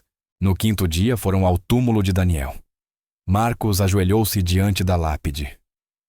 Oi, pai. Estou a voltar para casa. Vou cuidar da mãe do jeito que tu cuidarias. A voz quebrou. Prometo que nunca mais a deixo sozinha. Lúcia ajoelhou-se ao lado dele, passando o braço pelos ombros do filho. Ele está orgulhoso de ti, querido. Eu sei que está. No último dia, antes de Marcos voar de volta a São Francisco, para empacotar as coisas, sentaram-se à mesa da cozinha com café e papéis. Marcos abriu a oferta no portátil. Engenheiro principal divisão Midwest, mesmo salário. Título melhor. Ele olhou para a mãe. O Tiago fez isto acontecer em 3 semanas. Carregou em aceitar e viram a confirmação aparecer no ecrã. Está feito. Estou oficialmente a voltar para casa. Dia 15 de abril. As mãos de Lúcia tremeram. Estás com medo? Aterrorizado, admitiu Marcos. Estou a deixar tudo o que construí, mas estou mais assustado com a ideia de te perder, mãe. Estou mais assustado com desperdiçar o tempo que ainda temos. No aeroporto, ficaram diante do controlo de segurança nenhum querendo largar o outro. 3 semanas, disse Marcos, e volto com todas as minhas coisas. 3 semanas? Repetiu Lúcia, a voz a tremer. Marcos puxou-a para um abraço apertado. Mãe, liga-me todos os dias. Não me importa se for só para dizer como está o tempo. Liga-me. E nada de fingir que estás bem quando não estás. Se estiveres sozinha, liga-me às 3 da manhã. Não quero saber. Eu sou teu filho. Está bem, sussurrou Lúcia. Prometo. As 3 semanas seguintes foram as mais longas da vida dela, mas falaram todos os dias. Marcos ligava na hora de almoço para contar sobre as malas. Lúcia ligava depois do turno para falar dos pacientes. Esqueci-me de quanto lixo eu tenho, resmungou Marcos um dia rodeado de caixas. Traz o que importa, querido. O resto deixa ficar. O que importa és tu, mãe. O resto é só coisas. No dia 14 de abril, Lúcia não conseguiu dormir. Levantou-se às 5 para limpar, aspirar, tirar pó, trocar os lençóis do quarto de Marcos 2 vezes. Dona Graça apareceu ao meio-dia e encontrou-a a reorganizar a cozinha. Filha, senta-te. Já está perfeito. Vai ficar perfeito porque ele está a voltar. À noite, Lúcia fez carne assada, o prato preferido de Marcos. Pôs a mesa para 2, acendeu velas, usou a louça boa. Depois sentou-se no sofá e esperou. Às 20h30, faróis iluminaram a janela. Lúcia abriu a porta antes que Marcos pudesse bater. Ele estava ali com uma mala exausto e um caminhão de mudanças parado atrás dele. Oi, mãe, disse sorrindo. Estou em casa. Lúcia puxou-o para dentro e abraçou-o. E dessa vez, pareceu permanente. Bem-vindo a casa, meu amor, sussurrou ela. Bem-vindo a casa. No mês seguinte, a casa transformou-se. Marcos mudou-se de volta para o quarto antigo. Eles atualizaram a casa juntos com móveis novos e melhor iluminação. Voltaram a existir sons, música a tocar Marcos, em chamadas com a equipa O Som da Vida. Lúcia passou a chegar do trabalho com as luzes acesas. E com alguém à espera. Eles cozinhavam juntos todas as noites, punham a mesa direitinho, comiam como uma família. Numa noite de maio, Lúcia lavava a louça quando Marcos apareceu ao lado dela com um pano. Não tens de ajudar. Trabalhaste o dia todo. Tu também, respondeu ele, começando a secar os pratos. Além disso, isto é bom. Trabalharam em silêncio confortável. Marcos. Sim, mãe. Obrigada por teres voltado para casa. Marcos pousou o prato e virou-se para ela. Obrigado por nunca teres desistido de mim. Lúcia tocou no rosto do filho. Tu sempre mereceste isso, meu amor. Sempre. No final de maio, a notícia da reunião entre Lúcia e Marcos já se tinha espalhado muito para além do Hospital Memorial. Sara tinha publicado a história nas redes sociais em abril. Um relato simples sobre um filho que voltou uma família reunida, porque alguém se importou o suficiente para intervir. Em poucos dias a publicação tinha milhares de partilhas. Os comentários encheram-se de pessoas a identificarem filhos, pais familiares afastados. Um comentário dizia: Não falo com a minha mãe há 3 anos por algo estúpido. Vou ligar agora. Outro. O meu filho mora a 2 horas de distância e não o vejo há 6 meses. Acabei de lhe mandar mensagem. Obrigado pelo alerta. A história chamou a atenção de Jennifer Hayes, repórter do Cleveland Plain Dealer. Ela contactou Lúcia no início de junho. Aceitaria partilhar a sua história. Acho que o mundo precisa de ouvi-la. Lúcia hesitou, mas Marcos encorajou-a. A tua história pode ajudar outras famílias, mãe. Então Lúcia aceitou. A reportagem saiu no dia 20 de junho com o título A Enfermeira que Deu 21 Natais e o Filho que Voltou para Casa. Jennifer escreveu tudo com precisão. Os anos de serviço solitário de Lúcia, o despertar de Marcos e o papel crucial de Tiago, o catalisador que viu aquilo que eles próprios não conseguiam admitir. A resposta foi avassaladora. O artigo foi republicado nacionalmente em 48 horas. Mas o mais importante, o hospital começou a receber centenas de cartas de famílias que se reconectaram filhos, a ligar para os pais, pessoas a reencontrar-se depois de anos. Lúcia guardou todas as cartas numa caixa. Nos dias difíceis, lia algumas e lembrava-se de que a sua dor tinha servido um propósito. Uma noite no início de julho, Lúcia e Marcos estavam a jantar quando a campainha tocou. Tiago estava na varanda movendo-se com facilidade, agora totalmente recuperado, com um aspecto mais saudável do que em meses. Tiago Lúcia abraçou-o. Entra, entra. Já comeste. Não quero incomodar. Nunca incomodas, disse Marcos apertando-lhe a mão. Junta-te a nós. A mãe cozinhou comida para um exército como sempre.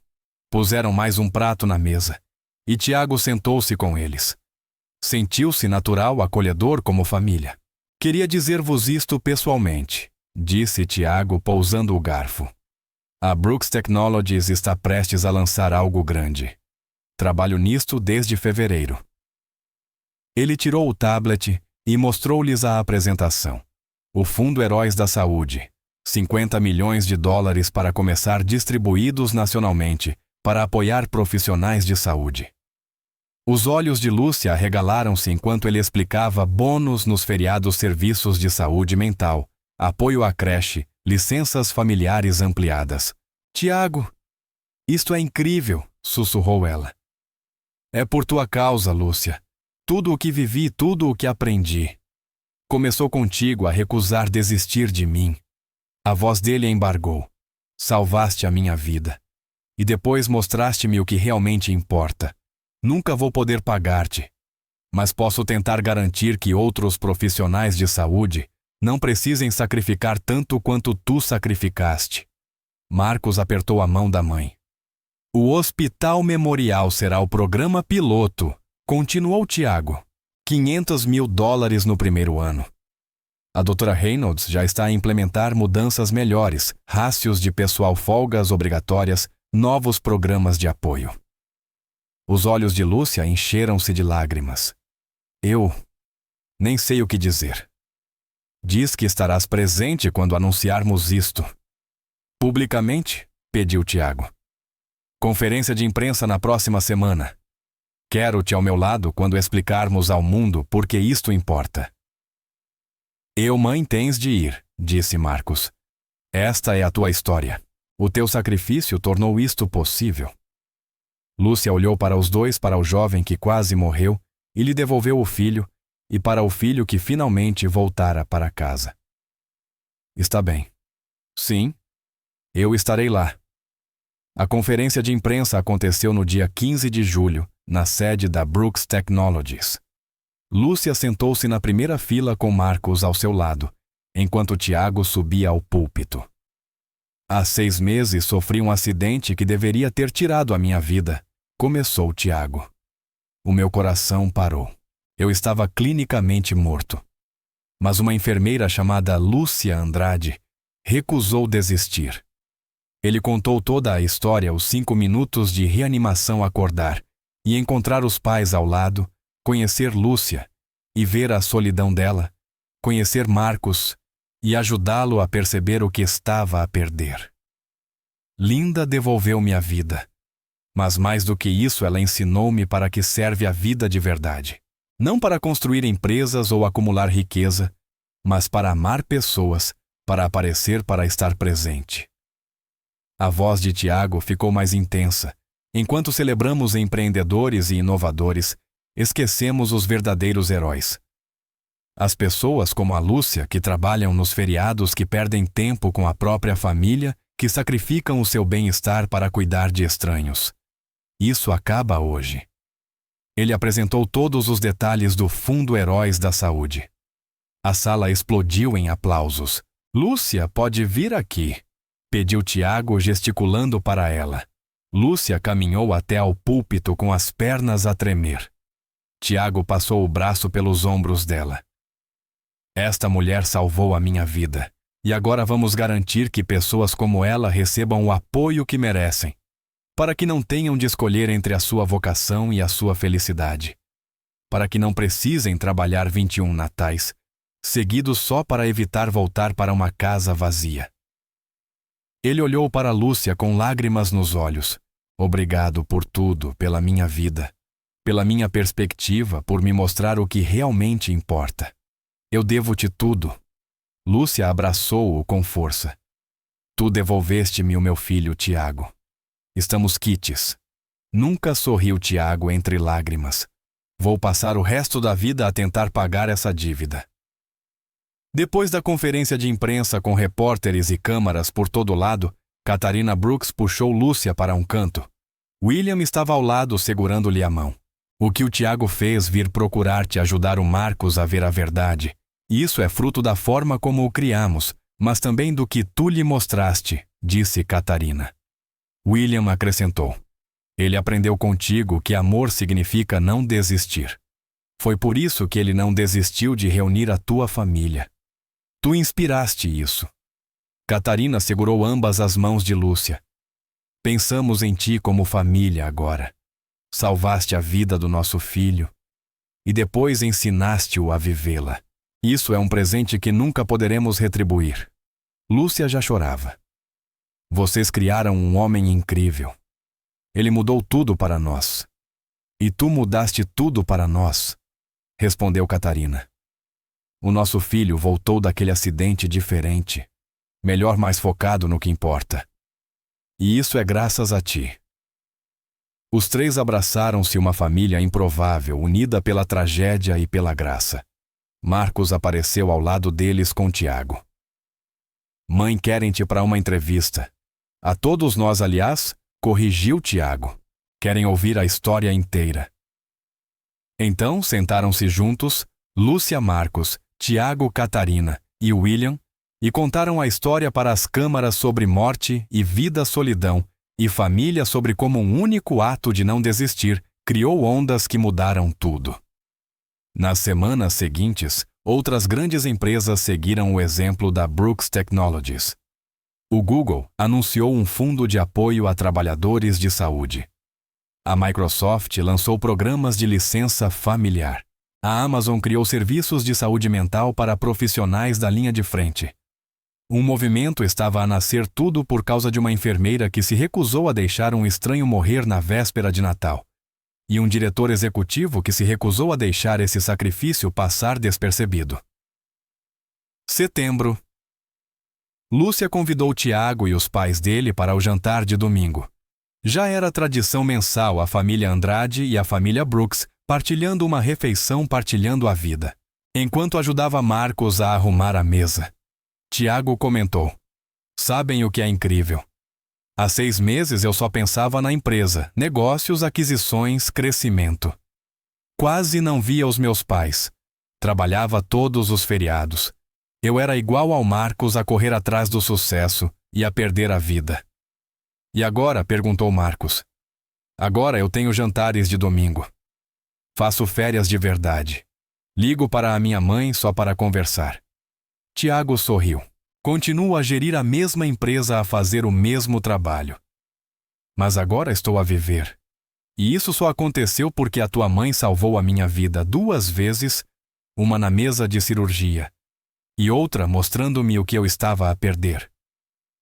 Na sala de estar, Catarina sentou-se ao lado de Lúcia, enquanto William e Graça discutiam futebol animados. Nunca te agradeci devidamente, disse Catarina em voz baixa, pela vida do meu filho. Todas as manhãs eu acordo e lembro-me de que ele está aqui. Por tua causa. Porque tu não desististe. Lúcia apertou a mão dela. E o meu filho está aqui porque o Tiago não desistiu de mim. Salvamos as famílias uma da outra, Catarina. É isso que torna tudo tão especial. Catarina encostou a cabeça no ombro de Lúcia. Ainda bem que nos encontramos, mesmo que tenha sido preciso algo terrível para nos aproximar. Eu também, sussurrou Lúcia. Eu também. Novembro. Quando Lúcia recebeu a nomeação para a profissional de saúde do ano de Ohio, Tiago foi o primeiro a telefonar. Lúcia, parabéns, é incrível. É só uma nomeação, Tiago. Provavelmente não vou ganhar. Vais ganhar. Sei que vais ganhar. E eu vou estar lá a torcer mais alto que todos. A cerimônia foi realizada a 15 de novembro. Lúcia vestia um vestido azul marinho e sentou-se numa mesa com toda a família Marcos Graça, Tiago Catarina, William Doutora Reynolds e Sara. Quando anunciaram o seu nome como vencedora, Tiago foi o primeiro a levantar-se, aplaudindo tão intensamente que lhe doíam as mãos. Lúcia subiu ao palco, aceitou o prêmio Crystal e fez o seu discurso sobre 21 natais passados a trabalhar e o filho que voltou para casa. Ao mencionar Tiago, o jovem cujo coração parou e que depois salvou a minha família da mesma forma que eu salvei a dele, Tiago enxugou as lágrimas dos olhos. Após a cerimônia, enquanto todos se reuniam para fotos, Tiago puxou Lúcia de lado. Preciso de te dizer algo, disse ele. A sério, mudaste a trajetória da minha vida inteira. Não só por me salvares fisicamente, mas por me mostrares o que realmente importa. Sou um filho melhor agora por tua causa. Sou uma pessoa melhor. Tudo de bom na minha vida hoje remonta a ti. Lúcia tocou-lhe no rosto delicadamente do jeito que fazia com Marcos. E o meu filho está em casa por tua causa, porque te importaste o suficiente para ajudar um estranho. Estamos ligados agora, Tiago, para sempre. Tua família. Família? Repetiu Tiago, sorrindo entre lágrimas. Gostei do som disso. Marcos juntou-se a eles, envolvendo-os num abraço de grupo. Ali estavam os três cujas vidas colidiram na véspera de Natal e mudaram para sempre, apertando-se com força. Naquela noite, a caminho de casa, Lúcia olhou para Marcos no banco do passageiro e pensou na sequência quase impossível de acontecimentos que os trouxe até ali. Se Tiago não tivesse sofrido o acidente, se Lúcia não tivesse recusado desistir, se Tiago não tivesse visto a sua solidão, se ele não se importasse o suficiente para ajudar. Tantos momentos que poderiam ter corrido de forma diferente, mas não correram. E agora, Lúcia tinha o filho em casa, uma nova família alargada nos Brooks, que ajudou a desencadear um movimento de apoio aos profissionais de saúde em todo o país. Tudo porque ela se recusou a deixar um estranho morrer na véspera de Natal. Tudo porque alguém se importou o suficiente para a salvar em retorno. Em que estás a pensar? Perguntou Marcos. Em como sou grata por tudo, até pelas partes difíceis, porque nos trouxeram aqui. Para casa, disse Marcos. Para casa, concordou Lúcia. 24 de dezembro, véspera de Natal. A neve caía fresca sobre Cleveland. Pela primeira vez em 21 anos, Lúcia acordou na sua própria cama sem lugar algum para onde tivesse de ir, exceto para casa. Ficou deitada um momento a ouvir. Passos lá em cima. Marcos já acordado, o cheiro do café a ser feito. Alguém estava a fazer café. Lúcia sorriu e vestiu o hobby. Lá embaixo, Marcos estava na cozinha com o avental ridículo que ela lhe tinha comprado como brincadeira a virar panquecas, enquanto a música de Natal tocava no telemóvel. Bom dia, mãe. Feliz véspera de Natal. Feliz véspera de Natal, querido. Lúcia abraçou-o por trás. Não tinhas de fazer o pequeno almoço. Quis. Além disso, temos um dia grande decoração da árvore. Lembras-te que compramos uma árvore verdadeira há 2 dias, a primeira que Lúcia colocara em 8 anos. Agora estava na sala nua, à espera. Após o pequeno almoço, passaram a manhã a transformar a casa. Marcos pendurava as luzes, enquanto Lúcia desempacotava enfeites que não via há anos. Cada um guardava uma memória. Enfeites feitos por Marcos na escola primária. O anjo de vidro que Davi comprara no primeiro Natal juntos. O enfeite do MIT do ano da graduação de Marcos. Olha este, disse Marcos segurando uma mão de barro pintada de dourado. Fiz isto no primeiro ano. Lúcia tocou-lhe com delicadeza. Estavas tão orgulhoso. Fizeste-me prometer que o colocaria na árvore todos os anos. Fizeste. Mesmo quando eu não estava aqui. Os olhos de Lúcia encheram-se de lágrimas. Todos os anos, querido, coloco-o na árvore e lembro-me. Marcos colocou-o cuidadosamente num ramo bem no centro. Graça chegou ao meio-dia com uma lata de bolachas e mais decorações. Meus bebés, disse olhando para Lúcia e Marcos a trabalhar juntos. É assim que o Natal deve ser. No início da tarde a casa brilhava com calor e luz, guirlandas enroladas na escadaria, luzes a piscar em todas as janelas, e a árvore magnífica num canto. Lúcia recuou, absorvendo tudo. É lindo. Estás a chorar outra vez, mãe. Brincou Marcos suavemente. Lágrimas de felicidade. São só lágrimas felizes. Às 17h30 a campainha tocou. Tiago estava na varanda com os pais todos carregando pratos de comida. Viemos com o jantar, anunciou Tiago. Catarina insistiu. Já cozeste o suficiente para uma vida inteira. Lúcia disse abraçando-a. Esta noite cuidamos de ti. A doutora Reynolds chegou de seguida com vinho e histórias do hospital. Sara passou antes do seu turno, o turno que tinha voluntariado para Lúcia poder estar em casa. Obrigada por me ensinar o que realmente significa cuidar, disse Sara abraçando Lúcia com força.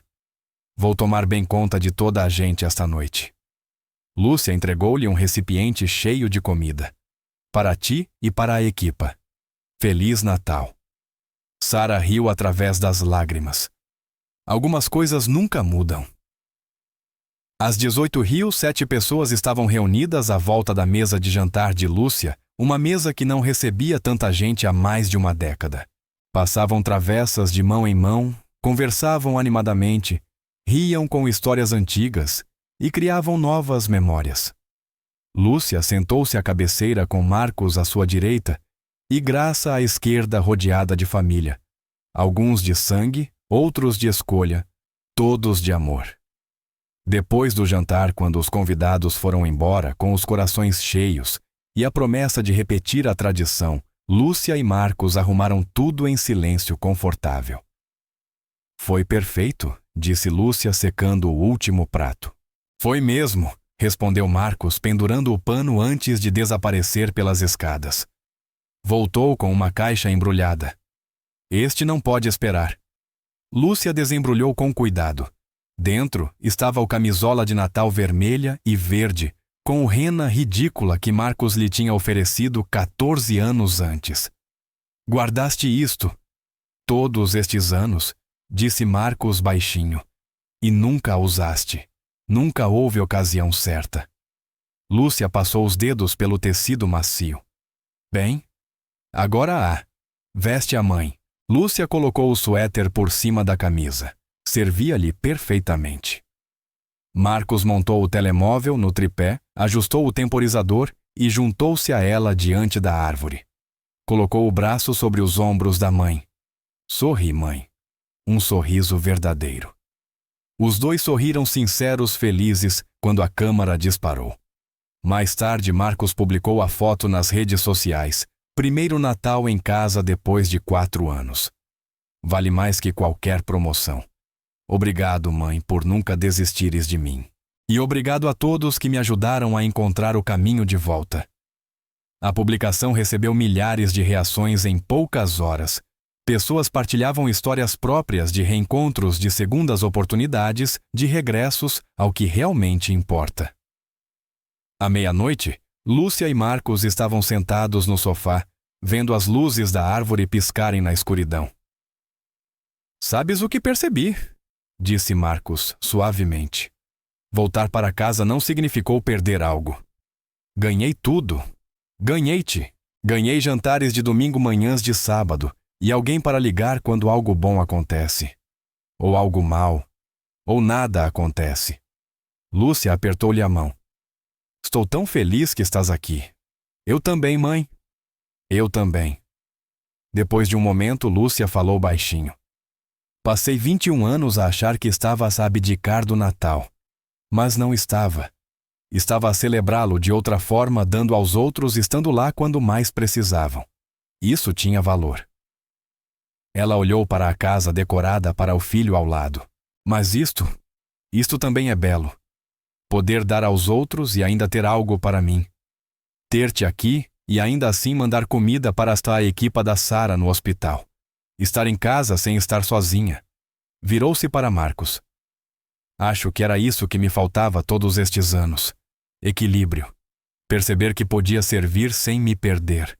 Que não precisava escolher entre ser enfermeira e ser pessoa. Entre cuidar dos outros e ser cuidada. Marcos beijou-lhe a testa. Agora tens as duas coisas. Agora podes viver, mãe. Viver mesmo.